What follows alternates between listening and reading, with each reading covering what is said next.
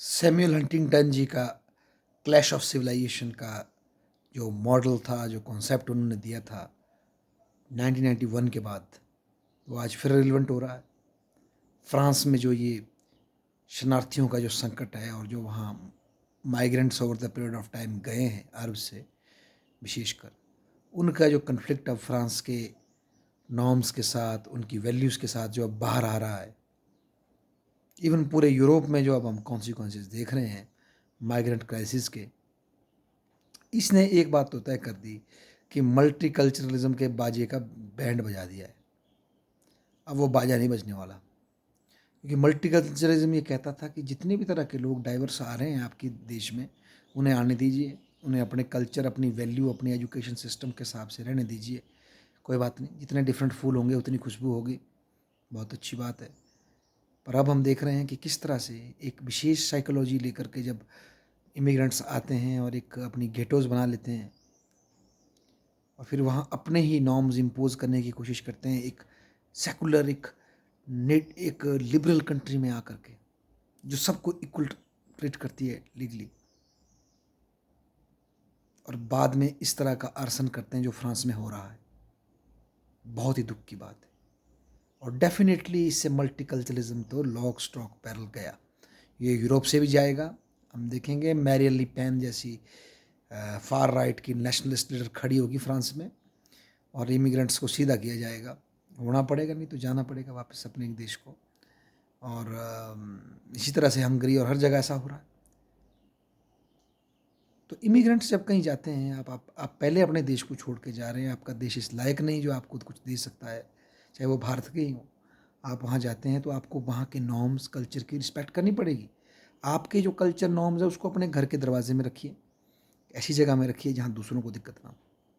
अगर आप बोले नहीं जी हम तो ये लेके आए कल्चर, ये हम इम्पोज करेंगे सब पे, आपको मार्क को एडजस्ट करना पड़ेगा, तो भैया इसके तो बड़े कॉन्सिक्वेंसेज होंगे और वो देख रहे हैं हम। ये जो मल्टीकल्चरलिज्म का जो कॉन्सेप्ट आया था और उसका जो बेसिकली जो एक्सट्रीम लेफ्ट का जो कॉन्सेप्ट था कि फ्रीडम दीजिए, ये नहीं चलेगा।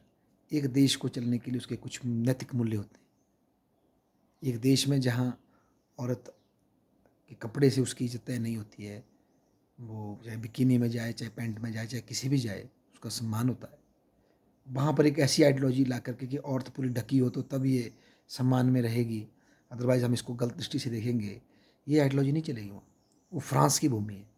हाँ, ये आइडियोलॉजी सऊदी अरेबिया में चल सकती है, ये आइडियोलॉजी ईरान में चल सकती है, वहाँ भी अब कन्फ्लिक्ट है इसको लेकर के।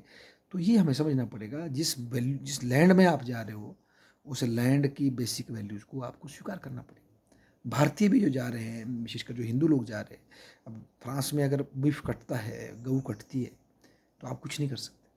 वो फ्रांस का कल्चर है, खाते हैं बीफ।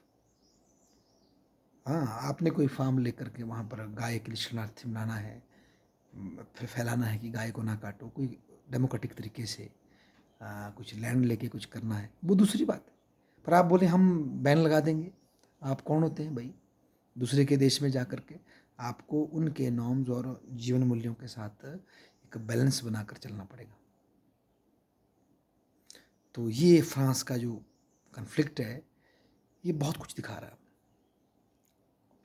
और इवन जो स्वीडन में जो हुआ, कुरान की जो बर्निंग हुई, उसको पर्सनल लेवल पर तो हम जस्टिफाई कर नहीं सकते, बहुत गलत बात है, किसी की पवित्र किताब को जलाना बहुत गलत बात है। पर यहाँ भी वही वैल्यूज़ का झगड़ा है। एक देश में जब बाइबल जल सकती है, गीता जल सकती है, कोई भी किताब जल सकती है, कुरान भी जली। उनके वहाँ व्यक्ति को फ्रीडम ऑफ एक्सप्रेशन है, वो इस चीज़ को अपना पवित्र जीवन मूल्य मानते हैं, ना किसी किताब को मानते हैं, वो इस चीज़ को जीवन मूल्य मानते हैं। तो उनके जीवन मूल्यों पर हम कैसे थोप सकते हैं? और हमारे जीवन मूल्यों पर फिर वो क्यों ना बोलें कि आपके यहाँ ऐसा क्यों है भाई? आपके जीवन मूल्य एक किताब पे क्यों चलते हैं? हमारे जीवन मूल्य तो किसी किताब पे नहीं चलते। आप भी ऐसे हो जाओ, मानव को फ्रीडम दो, ये प्रश्न क्यों नहीं उठ सकता? तो कहीं ना कहीं हमें राष्ट्रों के हिसाब से जो जीवन मूल्य हैं उनको स्वीकार करना पड़ेगा। और हम अगर इम्पोज करने की कोशिश करेंगे तो इसके क्लैशबैक आएगा, और आप पाएंगे दूसरी तरफ भी उतनी ही रिजिडिटी आएगी जितनी सोचते हैं कि हमारे पास है कि कोई सोचता है।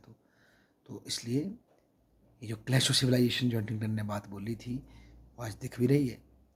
पर इसको हम नेशनल बाउंड्री को समझते हुए, देशों की सीमाओं को समझते हुए, उनके कल्चर को समझते हुए बड़े आराम से हार्मोनाइज़ कर सकते हैं। और कोई भी चीज़ ऐसे हार्मोनाइज़ नहीं होती, उसमें पहले घर्षण पैदा होता है, कॉन्फ्लिक्ट पैदा होता है, उसके बाद वो ग्रेजुअली सेट बैठती है। तो शायद ये वही प्रक्रिया में हम जा रहे हैं, पर as a international relation, comparative politics के स्टूडेंट हमें इस पे नज़र रखनी चाहिए, अपनी राय रखनी चाहिए, वो इतर भी हो सकती है, पर एक चिंतन हमारा होना चाहिए। Thank you.